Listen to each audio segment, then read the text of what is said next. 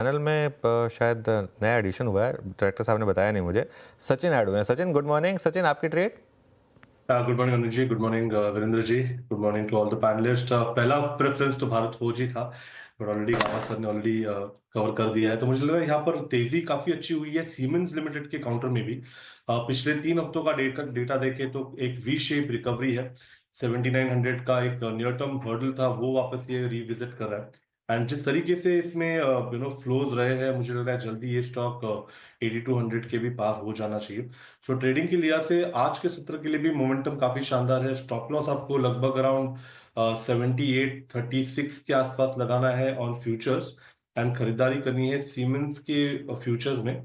पहला स्विंग बन सकता है अराउंड 8140 का, बट पोजिशनली मुझे लग रहा है 8240 तक की एक रैली बनते हुए नजर आ रही है। ओके सिमंस, क्लियरली आपको नज़र आएगा। प्लीज़ उस पॉइंट को जरूर पढ़ा कीजिए जो नीचे लिखा होता है चेंज इन ओआई। उसके बाद लिखे आइए आप आईटी में एचसीएल टेक्नोलॉजीज। कल अगर आपने आईटी की जो ओआई समरी थी, अगर उसको थोड़ा सा भी ढंग से स्कैन किया हो तो आपको ये नज़र आएगा कि ये स्टॉक इम्प्रेस कर रहा था। सचिन, आपका व्यू इस वक्त एचसीएल टेक्नोलॉजीज पे 1896.70 और डी हाई पर ये काफ़ी टाइम स्पेंड कर रहा है इस रेंज के हायर एज पे। सचिन, आपका टेक क्या है इस वक्त इस पे? बिल्कुल पॉजिटिव है। इनफैक्ट काफी समय से इसमें एक रिलेटिव आउट परफॉर्मेंस बरकरार रही है, एंड कहीं पर भी डाइवर्जेंस नजर नहीं आया है इसके रिलेटिव स्ट्रेंथ पे। अभी भी जिस तरीके से इसके आरएसआई में मूवमेंट है, ओवरबॉट कंडीशन अभी भी मीट नहीं हुई है। इसका आरएसआई ऑलमोस्ट 60 के आसपास ट्रेंड हो रहा है। एंड प्लस एक जो कंसोलिडेशन हुआ था 1900 से लेके 1800 के लेवल का, तो मुझे लग रहा है वो कंसोलिडेशन कहीं जाकर थोड़ा सा मैच्योर है।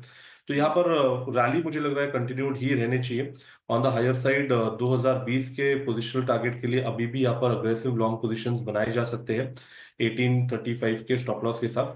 ट्रेडिंग के लिहाज से एक स्विंग बन सकता है अराउंड 1940 के आसपास का, जिससे मुझे लग रहा है इंट्राडे में भी पार्टिसिपेट किया जा सकता है 1890 के स्टॉप लॉस के साथ। ओके, मीनवाइल इंट्राडे में हम 24,500 क्रॉस कर चुके हैं। ओरेकल फाइनेंशियल, और उस पर ट्रेड भी ली गई थी चैनल पर।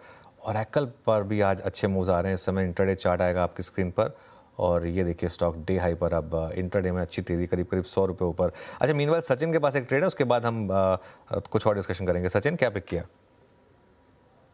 अनुज जी, यहाँ पर ओएफएसएस में एक अच्छा ब्रेकआउट एग्जिबिट हुआ था पिछले हफ्ते से। जिस तरीके से एक बेस बना था, उसके बाद जो मोमेंटम जनरेट हुआ है 12,500 का भी इसने हर्डल निकाल दिया है। एंड जिस तरीके से डेटा है, मुझे लग रहा है जल्दी ये स्टॉक 13,400 तक एक अच्छी रैली दिखाएगा। इंट्राडे के लिहाज से भी एक ओपन लो इसने एग्जिबिट किया है, तो 12,505 के स्टॉप लॉस के साथ यहाँ पर अग्रेसिव लॉन्ग पोजीशंस बनाने की सलाह होगी 13,000 से लेके 13,200 के लक्ष्य के लिए। Okay, look at Nifty IT now. 44,095, नहीं 44,104 मीन्स अब निफ्टी आईटी भी डे हाई पर और अपने करियर हाई को जाके टच करने की कोशिश करता हुआ। सचिन, आईटी में कोई ट्रेड आपके पास? वरिंदर जी, एक ओएफएसएस तो हमने ऑलरेडी फ्लैग ऑफ कर दिया है। and जिस तरीके से ओवरऑल डेवलपमेंट्स है, मुझे लग रहा है यहाँ पर एलएनटी टेक्नोलॉजी सर्विसेज में भी जिस तरीके से मूड बन रहा है, मुझे लग रहा है जल्दी ये भी 5500 के पार हो जाना चाहिए। एक अच्छी शुरुआत हुई है स्टॉक में, अपने 3 दिनों के हाइस के ऊपर की शुरुआत है। स्टॉप लॉस मुझे लग रहा है लगभग अराउंड 5320 के आसपास ही लगाना चाहिए ऑन क्लोजिंग बेसिस। एंड हो सकता है कि 5560 तक का एक कॉन्फिडेंट स्विंग आज के सत्र में ही नजर आए। Okay, L technology services. Sachin ji, आपने क्या पिक किया? अनुज जी, यहाँ पर रिपीट हो रही है आइडिया, बट मुझे लग रहा है टीसीएस में के काफी कॉन्फिडेंट मोमेंटम ट्रिगर हुआ है। एंड जिस कन्विक्शन से इसने 4300 के ऊपर की चाल बनाए रखी है, मुझे लग रहा है 4460 के लक्ष्य के लिए अभी भी यहाँ पर ये मोमेंटम चेस करने की सलाह होगी। जिस तरीके से स्ट्रक्चर है, इंट्राडे में स्टॉप लॉस आप 4330 पे लगाए ऑन क्लोजिंग बेसिस, एंड हो सकता है कि 4460 का स्विंग आज के सत्र में ही नजर आए। ओके, टीसीएस फ्यूचर्स आपको बाय करना है। आपका आज का ट्रेड बट एट 167.50। मैं सिर्फ अभी कैश पर टिप्पणी लूँगा सचिन जी की। सचिन जी, एक सिंकिंग जोन था इसका, जो आई थिंक 16 अक्टूबर से शुरू हुआ था, जब इसने 200 डिमा को ब्रीच किया था। उसके बाद ये एक स्टेप फॉल था टुवर्ड्स 136।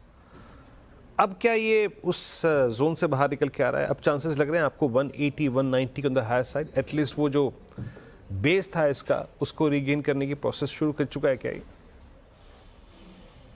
वीरेंद्र जी, बैंड में तो डेफिनेटली है काउंटर, बट जिस तरीके से इसकी परफॉर्मेंस है पिछले 4 हफ्तों से, आई थिंक इसने अपने 200 weekly exponential moving average support को काफी अच्छी तरह रिस्पेक्ट दिया है। लगभग 150 के आसपास ये एवरेज प्लेस्ड है, एंड कहीं जाकर पिछले 4 हफ्तों की क्लोजिंग इसने इसके ऊपर ही मेंटेन की है। एंड जिस तरीके से ये कॉन्ट्रैक्शन से एक्सपेंशन मोड में आया है, तो मुझे लग रहा है थोड़ी सी यहाँ पर ये रैली एक्सटेंड भी हो सकती है। लगभग जिस तरीके से ये पैटर्न है 176 के स्विंग्स बनने की विजिबिलिटी नजर आती है, तो आई थिंक किसी की अगर एग्जिस्टिंग लॉन्ग पोजीशन यहाँ पर है तो रिटेन करने की सलाह होगी।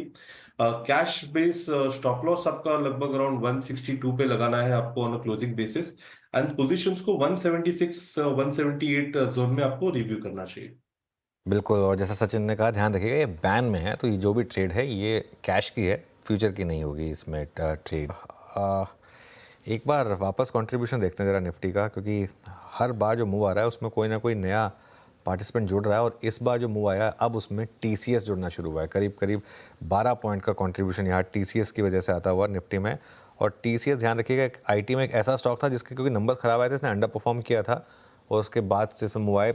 सचिन, आपने पिक किया था TCS, एक बार इसको रिविजिट करते हैं। ये पोजिशनली कहाँ तक जाने का दमखम रखता है आपका? तो खैर ये आज का वो ट्रेड था, लेकिन पोजिशनली कहाँ तक के व्यूज़ रखें?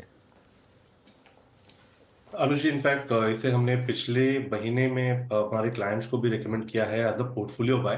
एंड जिस तरीके से ओवरऑल वेव डेवलपमेंट्स है, जिस कॉन्फिडेंस से इसने एक अपनी सेक्युलर बुल रन को मेंटेन रखा है, एंड एक चैनल फेज में ये अपनी अपमूव कंटिन्यू कर रहा है, तो मुझे लग रहा है जल्दी ये स्टॉक 5030 के आसपास का एक कॉन्फिडेंस स्विंग दिखाना चाहिए on the long term charts.